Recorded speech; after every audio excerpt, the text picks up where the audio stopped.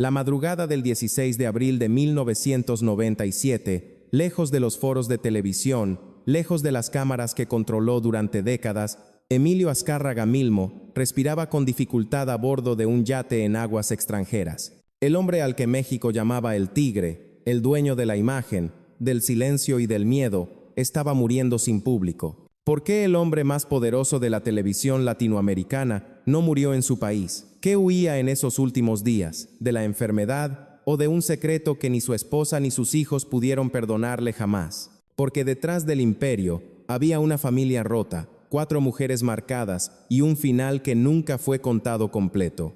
Esta historia no es solo la biografía del hombre que levantó el imperio televisivo más poderoso del mundo hispano. Es la historia de 4 secretos enterrados bajo décadas de éxito. Revelación 1. El origen real del apodo. El Tigre no nació del respeto, sino del miedo.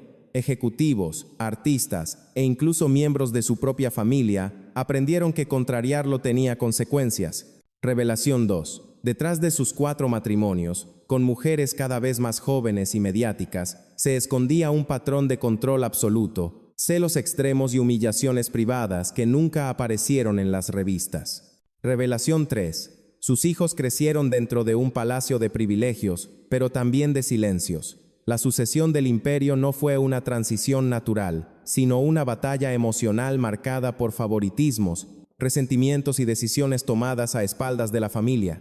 Y finalmente, la revelación más oscura, los días finales de El Tigre, su salida de México, su muerte lejos del país que dominó y una serie de decisiones legales y médicas que dejaron preguntas sin respuesta y una herida imposible de cerrar para quienes llevaban su apellido. 4 revelaciones que se entrelazan como una tragedia clásica. Poder, amor, miedo y soledad. Nada de esto fue casual. Nada ocurrió de la noche a la mañana. Y cada respuesta solo conduce a una pregunta más incómoda. ¿Valió la pena gobernarlo todo si al final no pudo gobernar su propia vida?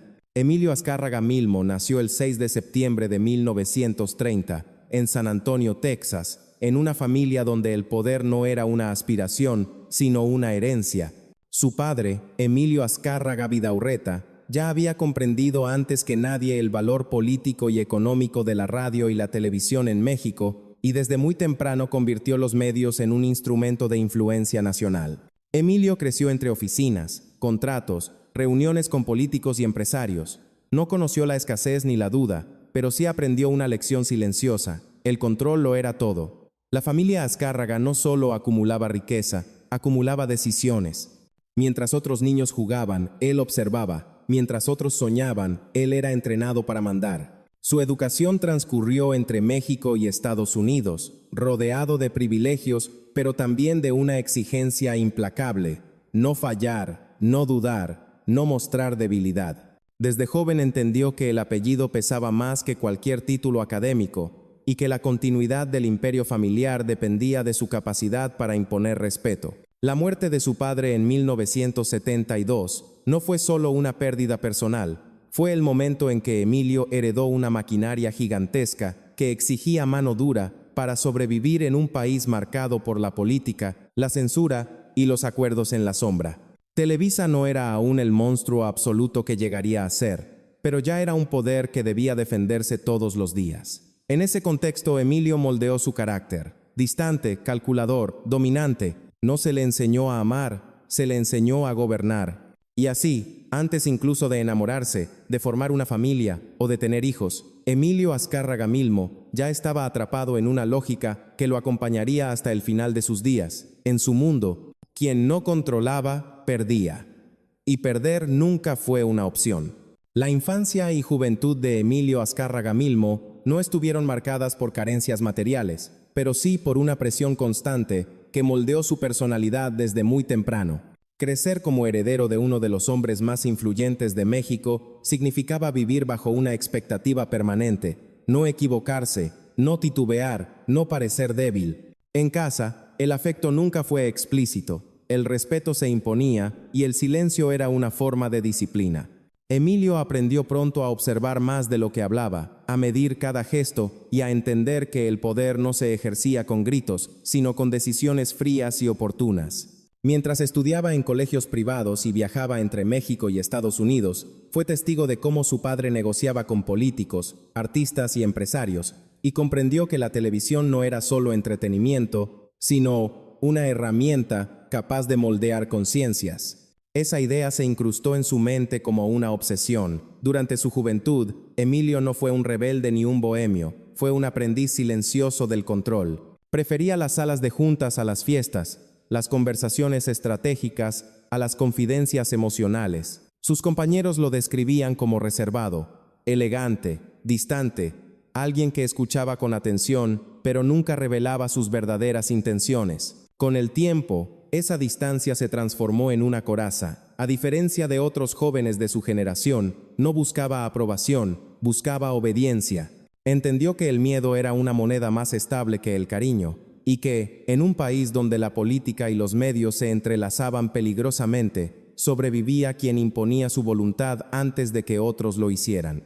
Cuando comenzó a involucrarse de manera directa en los negocios familiares, mostró una habilidad innata para detectar debilidades ajenas y explotarlas sin remordimiento. No era impulsivo, era calculador. Cada movimiento parecía anticipado, cada decisión tenía una consecuencia prevista. Fue en esos años cuando comenzó a gestarse el carácter que más tarde le daría su apodo, el Tigre, no por violencia explícita, sino por su forma de acechar, esperar y atacar solo cuando la victoria estaba asegurada. En lo personal, Emilio nunca aprendió a gestionar la vulnerabilidad. Las emociones, para él, eran riesgos. Mostrar amor, dudas o fragilidad equivalía a perder terreno. Esa mentalidad lo acompañó cuando empezó a formar su propia familia y a establecer relaciones sentimentales. Amar significaba poseer, proteger significaba controlar. Mientras México atravesaba transformaciones sociales profundas, Emilio se preparaba para ocupar un lugar central en el tablero del poder mediático. No soñaba con ser famoso, soñaba con decidir quién lo sería. No aspiraba a ser querido, aspiraba a ser necesario. Y así, mucho antes de heredar formalmente el imperio, ya se había convertido en algo más peligroso que un empresario ambicioso, en un hombre convencido de que el mundo funcionaba mejor cuando alguien como él estaba al mando. Esa convicción, forjada en la infancia y reforzada en la juventud, sería la misma que lo llevaría a la cima, y la que, con el tiempo, empezaría a destruir todo lo que tocaba, incluso aquello que llevaba su propia sangre. Cuando Emilio Azcárraga Milmo asumió de manera formal el mando del negocio familiar tras la muerte de su padre en 1972, no heredó solo una empresa, heredó una estructura de poder que exigía ser reforzada cada día. En aquel momento, la televisión mexicana aún no era el monopolio incuestionable que después dominaría el continente, y Emilio entendió que la única forma de sobrevivir era expandirse sin contemplaciones. Desde sus primeros movimientos como líder, dejó claro que su estilo sería distinto, menos carismático que su padre, pero infinitamente más implacable. Centralizó decisiones, redujo márgenes de autonomía y convirtió cada área de la empresa en una extensión directa de su voluntad. Productores, ejecutivos y creativos aprendieron rápidamente que Televisa no era un espacio de debate, sino de obediencia. Emilio no gritaba ni amenazaba. Simplemente cerraba puertas. Carreras enteras podían desaparecer con una sola llamada suya. Fue así como comenzó a forjarse su reputación interna, un hombre elegante, silencioso y absolutamente temido. Bajo su mando, Televisa dejó de ser solo una televisora para convertirse en un actor político, cultural y social. Los contenidos se alinearon con una narrativa oficialista. Las figuras públicas fueron cuidadosamente seleccionadas y la pantalla se transformó en un espejo donde el país se veía a sí mismo, tal como el poder quería que se viera. Emilio comprendió antes que nadie que controlar la televisión era controlar la conversación nacional. Mientras México atravesaba crisis económicas, cambios de gobierno y tensiones sociales, Televisa se consolidaba como una presencia omnipresente, entrando a millones de hogares cada noche. Pero ese crecimiento no fue inocente ni orgánico. Fue el resultado de alianzas estratégicas, favores mutuos y silencios pactados. Azcárraga Milmo cultivó relaciones estrechas con el poder político, entendiendo que la supervivencia del imperio dependía de esa simbiosis. A cambio de estabilidad y concesiones, la televisora ofrecía apoyo mediático, visibilidad y una narrativa conveniente. En ese tablero, Emilio jugaba como un ajedrecista frío, siempre varios movimientos adelante. El apodo de El Tigre comenzó a circular con más fuerza en esos años, no como una broma, sino como una advertencia. Dentro de la empresa, se decía que nadie estaba a salvo, que incluso los más leales podían caer si dejaban de ser útiles. Actores y actrices firmaban contratos que los ataban durante años. Productores aceptaban condiciones que rozaban la humillación. Periodistas aprendían qué se podía decir y qué no. Televisa se convirtió en un sistema cerrado, eficiente y profundamente desigual, donde el éxito dependía menos del talento que de la aprobación del hombre en la cima. Emilio disfrutaba ese control, aunque nunca lo exhibía públicamente. En entrevistas aparecía como un empresario serio, visionario, comprometido con el desarrollo cultural de México, pero tras bambalinas ejercía un poder casi feudal. Decidía quién brillaba, quién desaparecía y quién jamás tendría una segunda oportunidad. Su influencia traspasó fronteras. Exportó telenovelas, formatos y estrellas, posicionando a Televisa como una potencia internacional. El dinero fluía, la imagen del éxito era impecable, y desde fuera parecía que todo estaba bajo control. Sin embargo, ese mismo modelo autoritario que le permitió construir un imperio, empezó a erosionar lentamente sus relaciones personales. Emilio trasladó la lógica empresarial a su vida privada. Exigía lealtad absoluta, no toleraba contradicciones y confundía el amor con la posesión. En casa, como en la empresa, él dictaba las reglas. Mientras Televisa crecía, su entorno íntimo se volvía más tenso, más silencioso. Las decisiones que tomaba en los despachos tenían eco en el comedor familiar, y el miedo que inspiraba en sus empleados comenzaba a reflejarse en las miradas de quienes compartían su apellido. Pero en aquellos años de expansión y gloria, nadie se atrevía a cuestionarlo. El Tigre estaba en la cima, convencido de que el poder era eterno y de que el mundo funcionaba exactamente como él lo había diseñado. No veía, o no quería ver, que cada imperio construido sobre el control absoluto empieza a resquebrajarse desde dentro, y cuando ese día llega, ni todo el dinero, ni todas las pantallas del mundo son suficientes para ocultar la caída. En la vida sentimental de Emilio Azcárraga Milmo, no hubo romances inocentes ni historias sencillas. Cada relación estuvo atravesada por el mismo principio que regía su imperio, el control. Sus matrimonios no solo marcaron etapas emocionales, sino que reflejaron la evolución de su poder y de su carácter. La primera mujer importante en su vida fue Paula Cusi, con quien se casó cuando aún se preparaba para asumir el legado familiar. Ella representaba estabilidad, discreción y continuidad, una compañera acorde con el joven heredero que todavía no mostraba públicamente las garras de El Tigre. Sin embargo, con el paso del tiempo, aquel matrimonio se fue erosionando bajo el peso de una personalidad dominante y de una vida dedicada casi por completo al trabajo. Paula vivió a la sombra de un hombre ausente, absorbido por la empresa, incapaz de ofrecer afecto sin condiciones. La separación marcó un patrón que se repetiría. Emilio no toleraba perder el control emocional, y cuando una relación dejaba de ajustarse a su esquema de poder, simplemente la reemplazaba. Su segundo matrimonio confirmó esa tendencia. Con una mujer más joven y visible socialmente, Azcárraga comenzó a mostrar una faceta distinta, el magnate que podía elegir, exhibir y descartar. En privado los celos eran constantes. En público, la imagen debía ser impecable. Las esposas de Emilio aprendieron pronto que no estaban casadas solo con un hombre, sino con una institución. Cada gesto, cada palabra, cada aparición pública era vigilada. El amor, si existía, estaba subordinado a la imagen y a la obediencia. A medida que Televisa crecía y su poder se consolidaba, Emilio buscó relaciones que reforzaran su ego y su sensación de dominio.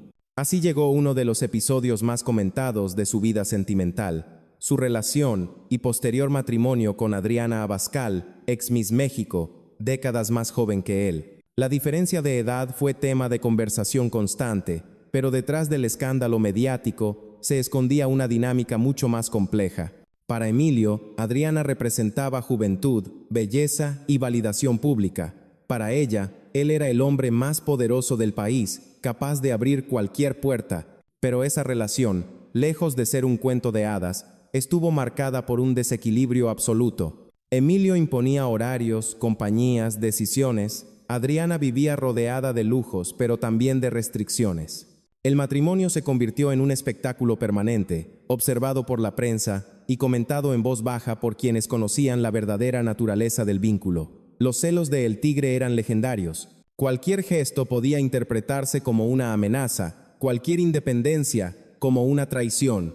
En ese clima, el amor se transformó en una jaula dorada. Sus esposas rara vez hablaban públicamente de lo que ocurría puertas adentro, pero quienes estuvieron cerca coincidían en una cosa: Emilio no compartía el poder, lo ejercía.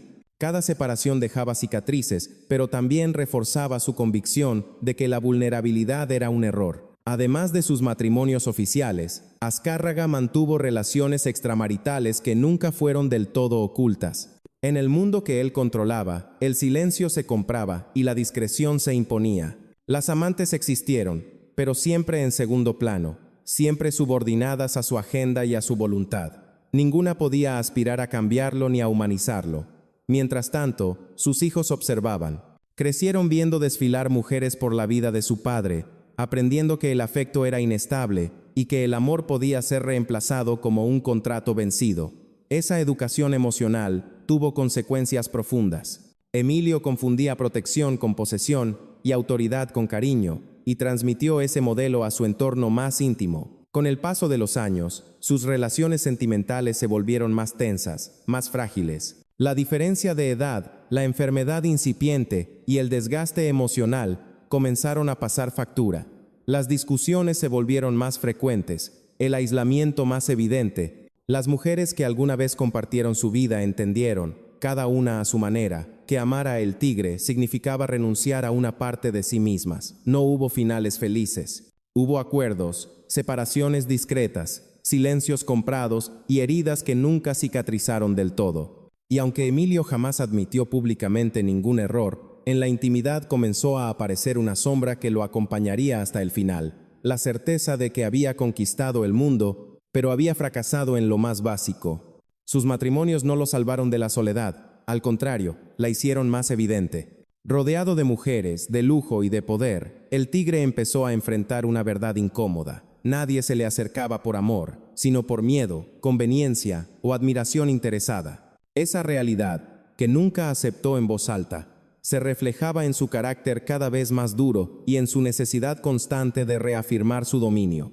Las mujeres de su vida no fueron solo compañeras sentimentales, fueron testigos de un hombre incapaz de amar sin dominar, de ceder sin sentirse derrotado. Y mientras su imperio mediático seguía creciendo, su mundo emocional se reducía a un círculo cada vez más pequeño, más silencioso y más frío. Las relaciones que prometían compañía terminaron convirtiéndose en espejos de su propia incapacidad para soltar el poder. Así, los amores de Emilio Azcárraga Milmo no fueron refugios, sino campos de batalla donde siempre ganó y siempre perdió algo irreemplazable. A mediados de los años 90, cuando el imperio de Televisa parecía más sólido que nunca, el cuerpo de Emilio Azcárraga Milmo comenzó a traicionarlo. Durante décadas había vivido convencido de que el poder lo hacía invulnerable, pero la enfermedad no respetó ni su apellido ni su fortuna. Los primeros síntomas fueron discretos: fatiga constante, lapsos de silencio más prolongados, ausencias cada vez más frecuentes de las reuniones clave.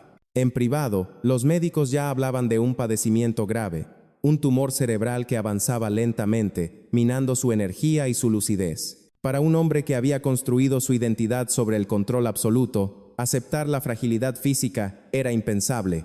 Emilio no lo comunicó abiertamente, ni a sus colaboradores más cercanos ni a su familia. El silencio volvió a ser su estrategia.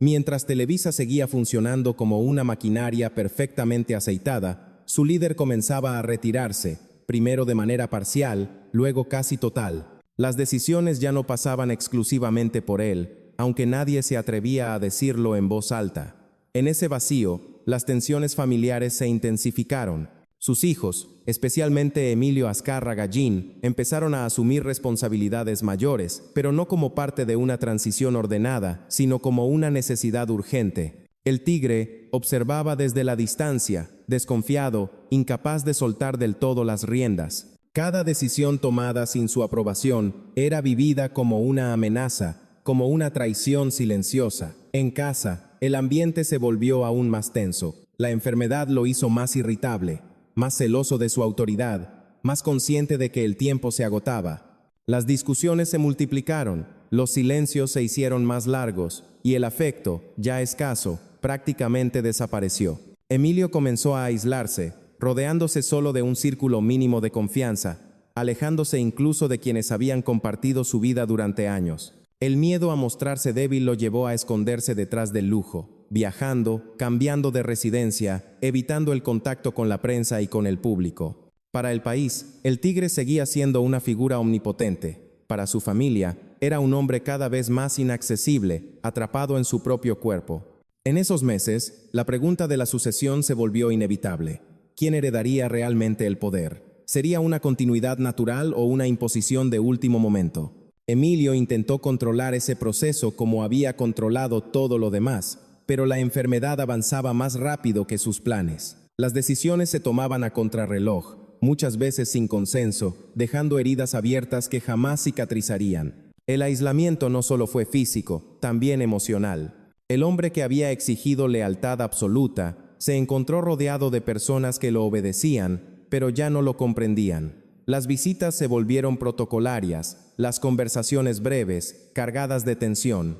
En el fondo, Emilio sabía que estaba perdiendo la batalla más importante, la del tiempo. Y ante esa certeza, reaccionó como siempre lo había hecho, endureciéndose. No pidió perdón, no hizo confesiones, no buscó reconciliaciones profundas.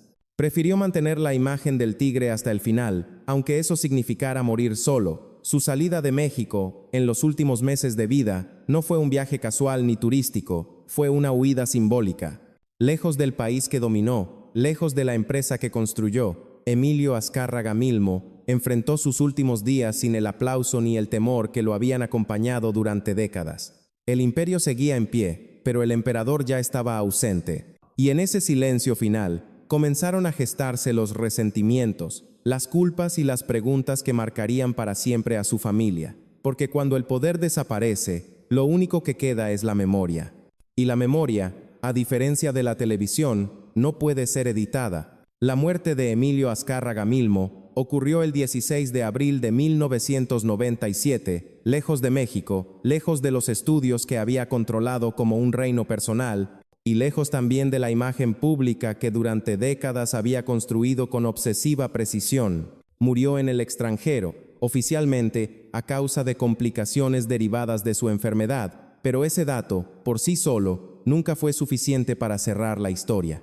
El hecho de que el hombre más poderoso de la televisión mexicana no falleciera en su país encendió preguntas inmediatas.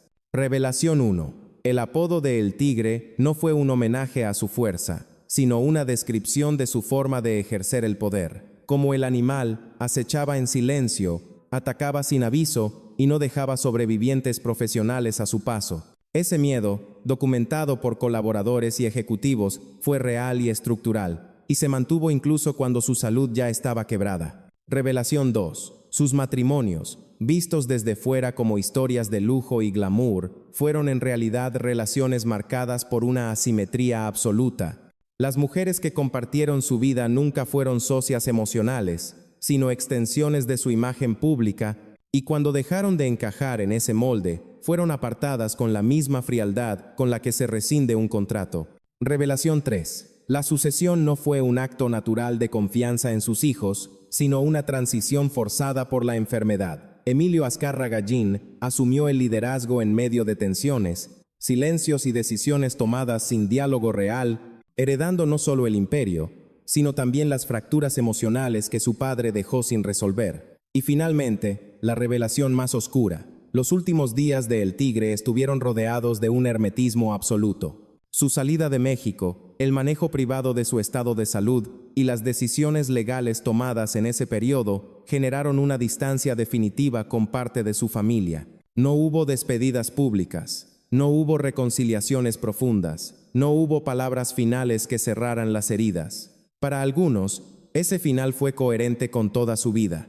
Un hombre que controló hasta el último detalle, incluso la forma de desaparecer. El funeral fue multitudinario, las cámaras regresaron, los discursos hablaron de legado, de visión y de éxito, pero en el círculo íntimo predominó otra sensación, la de una historia inconclusa. El imperio siguió funcionando, la televisión no se apagó y el país continuó consumiendo imágenes, pero algo había cambiado para siempre. El tigre ya no estaba, y con su ausencia emergieron las consecuencias de un poder ejercido sin concesiones.